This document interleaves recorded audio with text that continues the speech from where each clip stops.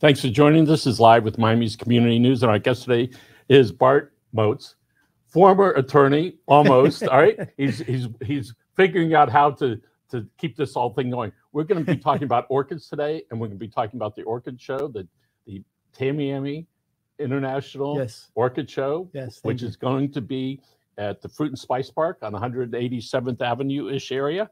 Yeah. Right, 185th Avenue. Right, Fruit and Spice Park, October 1st. That's right. It's Friday, Saturday, and Sunday. Tell us about the show and how it started many, many years ago. Yeah, well, so my father Martin started this show and another show, the Redland International Orchid Festival, 20-something years ago. And the idea was to bring together the whole community and, growers from here in Florida, growers around the country, international growers, to bring orchids to Miami, which people may have never seen before, right? They may be familiar with plants they can get at local supermarkets, but they haven't seen really exotic and interesting orchids. Many years ago, there's a fellow, I forget his name, he was on Red Road, 57th Avenue, an old timer. He'd been living in Pinecrest for about 50 years. Right. Do you remember his name? Well, I'm not quite sure who you're talking about, but my grandfather actually grew orchids in that area. I had a small time operation, but we're now in the third generation and really, really proud of producing orchids. That's really incredible. And by the way, I would just want to show it. These are the T-shirts right there, all right? Yes. And Bart's wearing one, and this says on it, what does it say on it, Bart? It says 3 days of peace and orchids, and that came about because we were talking about it, and we have a new venue, and we're outdoors this year because of COVID-19 concerns. We want everybody to come out and enjoy the festival. We want everybody to be safe. Before it was at the youth fair. It was in the youth fairgrounds, and we're hoping to go back there in the future. We love our relationship with those guys. They've done a wonderful job for us over the years, but we just had the feeling that this was back in April. We were like, gosh, we don't know where COVID is going to be. Hopefully it's all resolved, but who knows? And the data on outdoor transmission of COVID is so positive compared to indoor that we said, okay, if we're going to hedge our bets, we're going to try to do it outdoors. And that's what we've done. And so, but going back to the shirt, I started talking to people about it. And I was like, this is a one-off. It's a new venue. It's a new time because we're supposed to be in January, but we had to postpone because of COVID. And so it's going to be like the Woodstock of orchids, man. Yeah. And you, by the way, some of your vendors are in the back here. How many vendors? So we do like Orchid Festival stuff. Right. And, music festival stuff. Okay. Yeah. And how many vendors and supports companies are going to be? So we have 50 committed right now, and we're going to probably, the way of these things is you get a few more towards the end, and we may lose a couple for international reasons, like travel. But you bring up a really good point when you think about Woodstock. And I was in the neighborhood back then. No but kidding. There was so much traffic. I said, who would want to get stuck in that traffic? Okay, a pragmatist. I was White Plains. You see the traffic? Oh no! Right. So here it is, like 50 years later, people are still talking about it. But you really presented this as something that's it's outside.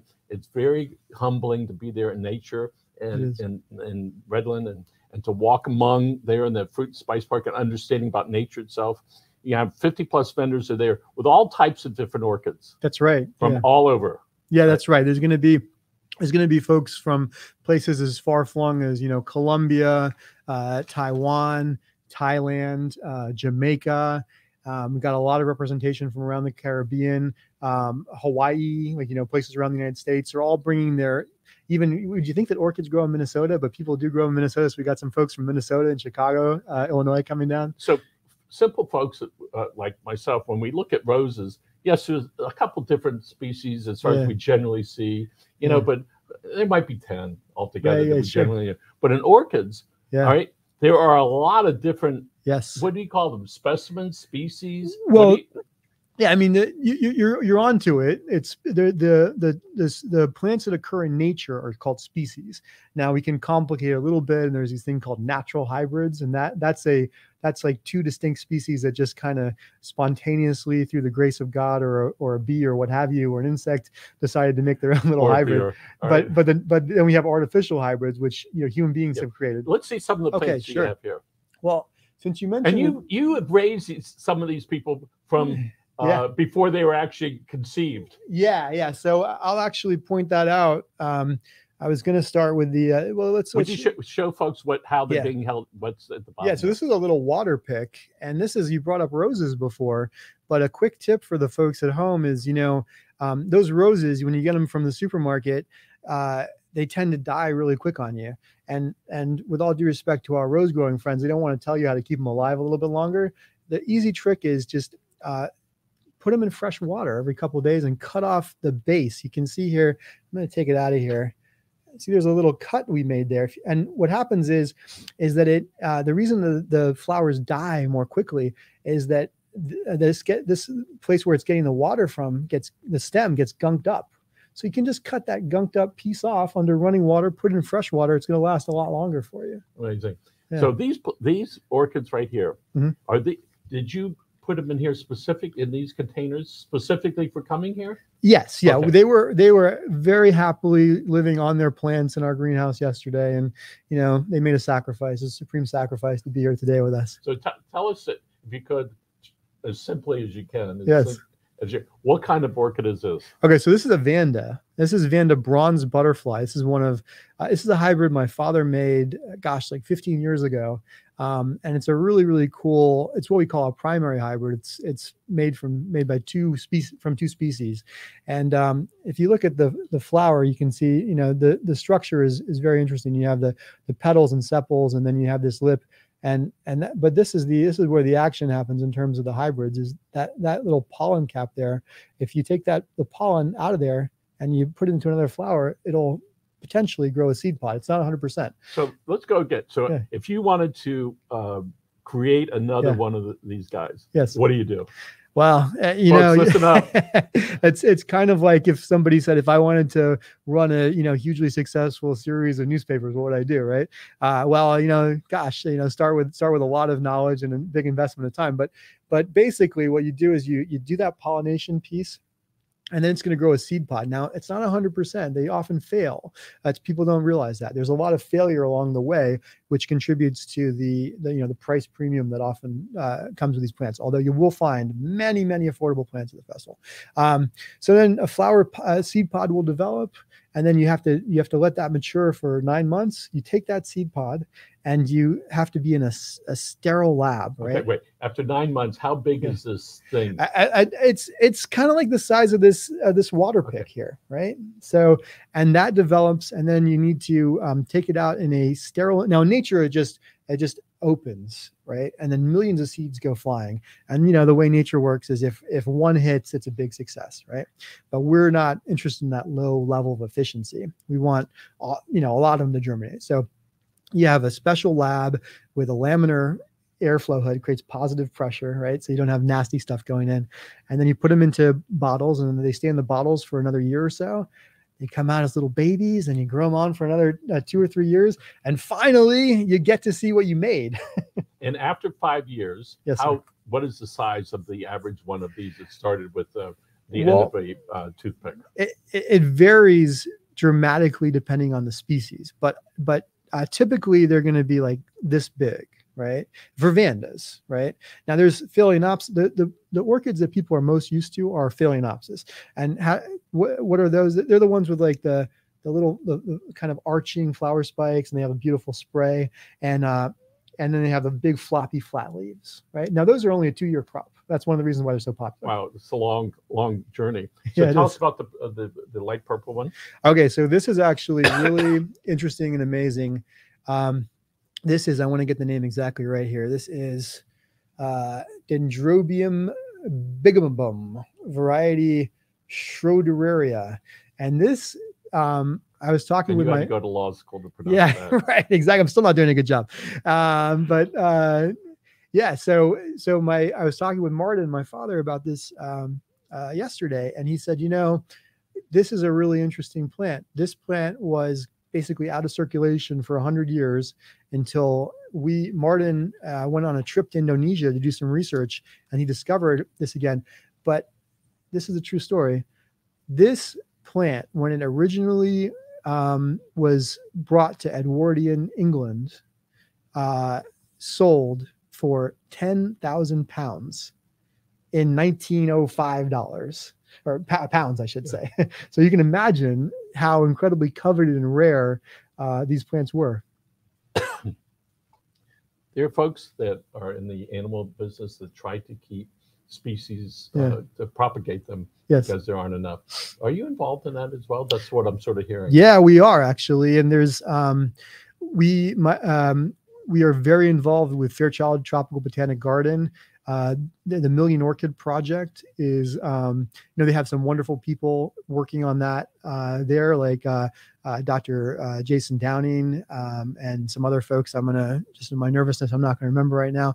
But Martin has been a technical advisor to that project.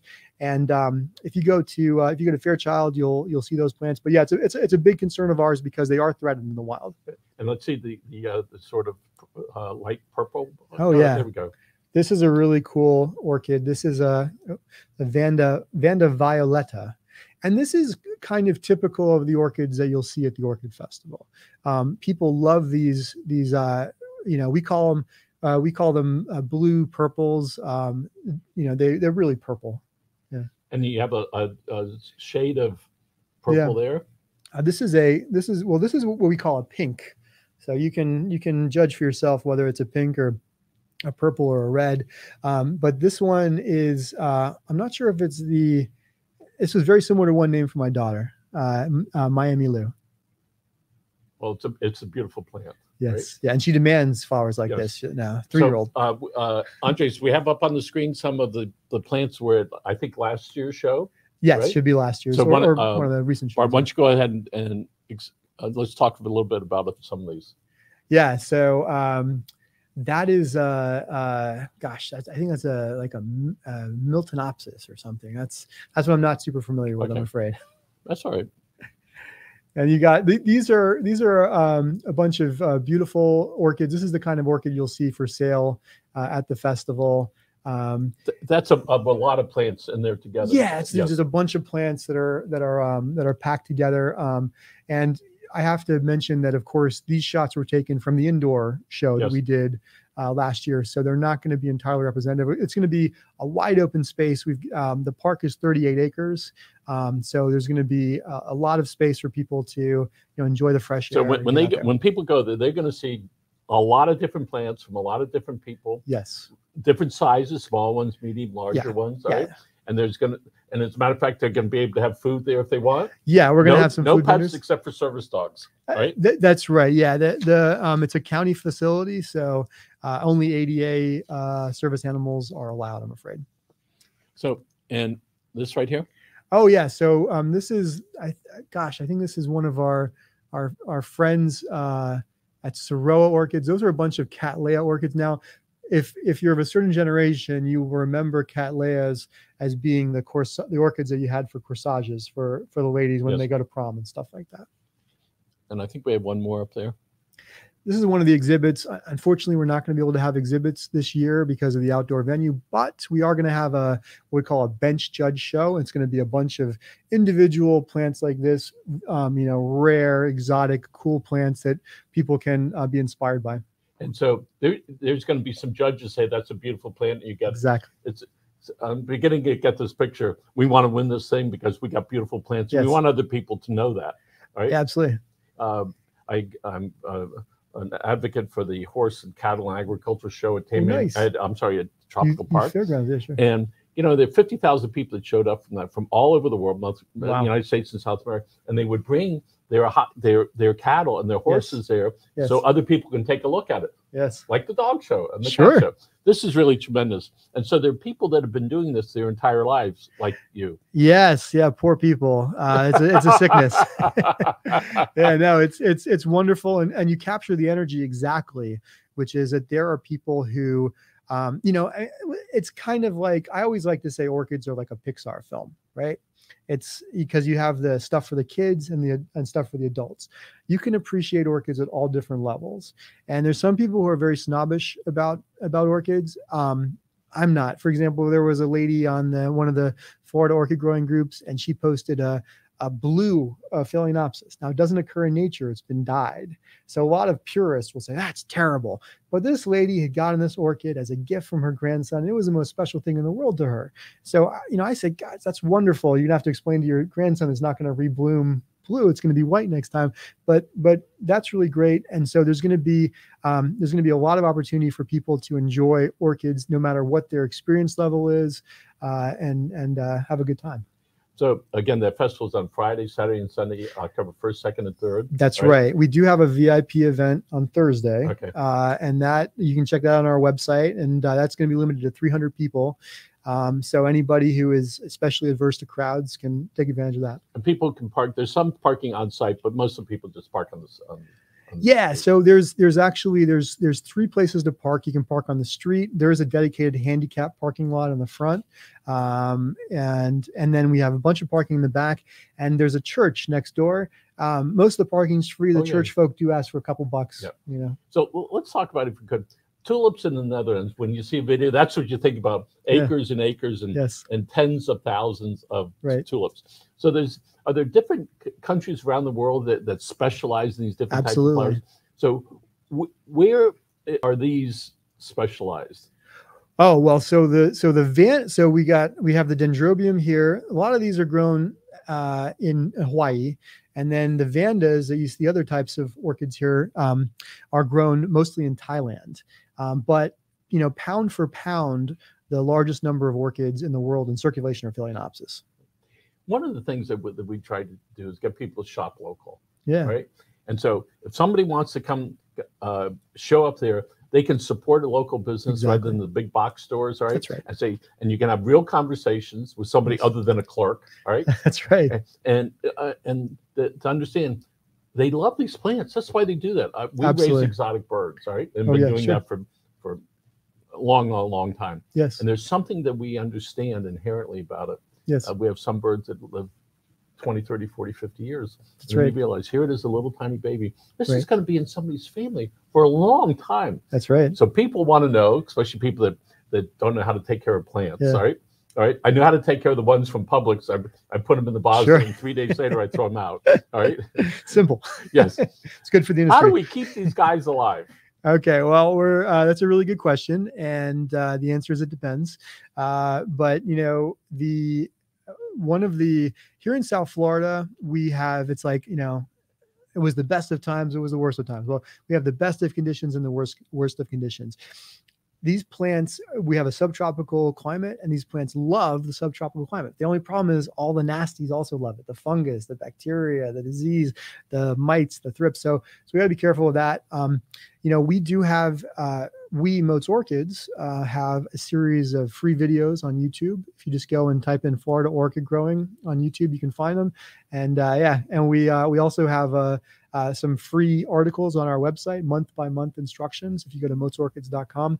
And we have a book as well. But the basic thing is, here in South Florida, err on the side of keeping them dry. The mistake that a lot of people make is they're like, I got to water, and then all the leaves are falling off. Why? Well, because you watered too much, you watered it too much. So especially with those Phalaenopsis, which again, are going to be the plant which, statistically speaking, that's the plant you most likely have, right? With the big floppy leaves. Just water that guy like once, maybe twice a week. Don't overdo it.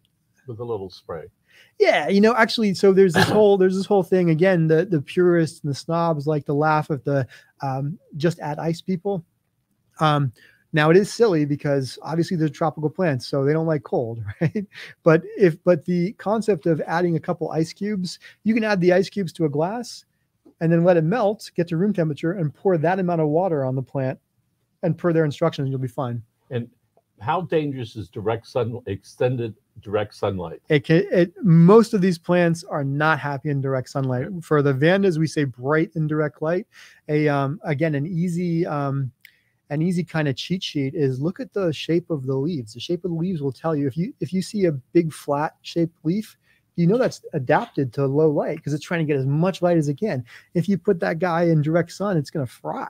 And then, of course, if you see the one which has like itsy bitsy tiny little leaves, then they're probably higher light adapted. How long does it take before you cause real damage to an orchid in the summer? Unfortunately, it can be as little as 20 minutes. Oh, no kidding. Yeah, it really can. And again, it depends on the intensity. Bring them inside. I know my wife likes to put it when it rains. My wife likes to put her orchids out in the in the rain, but then we have to be very careful to take them back in. So one of the things we knew, when people have pets, it's easier for them to get the second and the third and the fourth and the fifth. Yes. They're actually the ones to do that, right? Yes. Where they just want to buy it and have them. So there are people with orchids, they just keep collecting until they go, all right, the room is filled. Exactly. They collect as many orchids as they have space for, and they collect some more orchids after that. And then finally their significant other says, all right, it's me or the orchids. And it's very lucrative for the divorce lawyers. So when we look at this, and I was at I think I was at the fruit show down there a few years ago. Yeah. And walking around, it was amazing. And they had all the different plants, from this big. And so when people go to the show, they can, again, pick little tiny guys, or they can pick larger ones. Yeah, absolutely. I mean, what you're going to find at the show is it's orchids of all sizes and types for all budgets, right? There's going to be people there who are rank beginners, and they're going to see something pretty in bloom. They're going to be able to pick it up for 10, 15 bucks. And there's going to be crazy people who are, really deep into it, who are buying crazy priced orchids. I think people should understand. Don't go to the box store to get this stuff. Go to your show, all right, on that weekend. And there are many shows throughout South Florida throughout the year. This is the one right now, all right? Yeah. And there's some at Fairchild, there's some Fort Lauderdale one, there's some other ones. But to go and talk with people, right? And it's amazing that people love to share the knowledge that they have, especially when this is a living thing.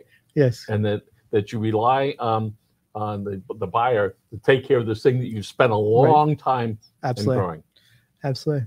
Yeah, I think that's a really great point. And I think that, my wife will tell you I'm romantically challenged. I often have a difficult time figuring out something neat to do. This is a great date. This is a great place to take your significant other. It's not gonna break the bank. You get to stroll around and enjoy the flowers for a day. Is a screened patio sort of safe, or should it be underneath the roof part of the patio? No, a screened patio. I mean, it depends on how much protection your screen's giving you, right? But typically it should be fine, because that's going to give you the bright diffused light, right? So that patio or a tree with a sufficient canopy. Sometimes people are like, what about my palm tree? Well, you don't get much canopy with a palm tree. You want like an oak, a mahogany, something like that.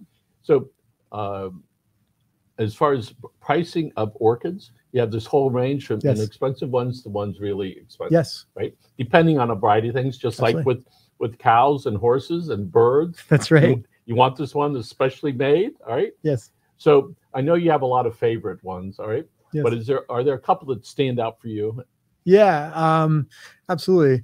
Well, this Vanda violetta is actually an orchid which is very special to us because we used a lot in breeding recently. When I say recently, we're blooming them out now. We did them 4 or 5 years ago, all the crosses. That's really cool. But for me, if I'm kind of like in the intermediate stage where I'm trying to beautify my home, I'm trying to add some flowers in life, I would definitely look at some of the dendrobiums, some of the phalaenopsis, and you're going to find them in the $20 to $35 range at the show in flower, so you can enjoy them now. And unlike roses, they're going to rebloom for you. So when somebody goes to the show and they buy a couple of these, they get? It'll be in a container? By and large, yes. Right. And and you can only hold 1 or 2 containers at a time. So what is if they wanted to buy a bunch of them? All right. Well, tell us about how they can move that. Yes. Yeah. Well, so they actually, unfortunately, as you alluded to earlier, this is a sickness and these people really need help. But we enable them with an orchid hotel. And there's a local orchid society called the Coalition for Orchid Species, who are deeply committed to, like you alleged before, the preservation of orchid species. And you can leave your plants, if you get overloaded, you can leave your plants there with them. They ask for a couple bucks donation to support their efforts. what a lot of people do as well is they bring carts. They get these little like rolly carts. Bring your carts and your money. Exactly. Yeah, and a good point actually about the money. Cash is king with the international vendors. The local vendors will usually have credit card machines, but you're going to want to bring cash. And admission at the show is cash only, but we encourage people to buy their tickets in advance at orchidfest.com, where you can get your tickets for a discount. And your website is beautiful, all right? Oh, people can see some of the displays there. That's right. And find out some history about the show. Again, this is the 19th year. Yes, that's right. That's incredible, all right? Thank you. And I hope this venue works out for you. Thanks and so wherever much. next year, if it's back to the youth fair, great, all right? Yes. But I hope this works out, and people should feel good when they go out into this big, wide open area. Absolutely, absolutely. And with respect to that, we're very mindful of COVID. I think we're at the stage where we have to balance, being prudent and safe with, enjoying our lives. And that's a balance we're trying to strike here. We encourage, it's not a political statement, but we encourage people to be vaccinated. And we ask and actually require masks to be worn when you're in lines and when you're approaching booths, but there's plenty of space, around the park. When you're not in a crowd, you can feel free to take off that mask, enjoy the open air. We'll also have nurses, additional safety measures. We'll have nurses taking temperature checks at the gates. And by the way, folks, there's a piece of glass between us. Yes. We have a poster, all right? People can go. Yes. Oh, yeah. All right. Yeah, let me show you guys the poster, if I may. There you go. And 3 days of peace and orchids. Man, Yes. he's taking me back to 1969 Woodstock, White Plains. Whoop, missed it by a few miles. Anyway, there's T-shirts. They can buy T-shirts while you're there.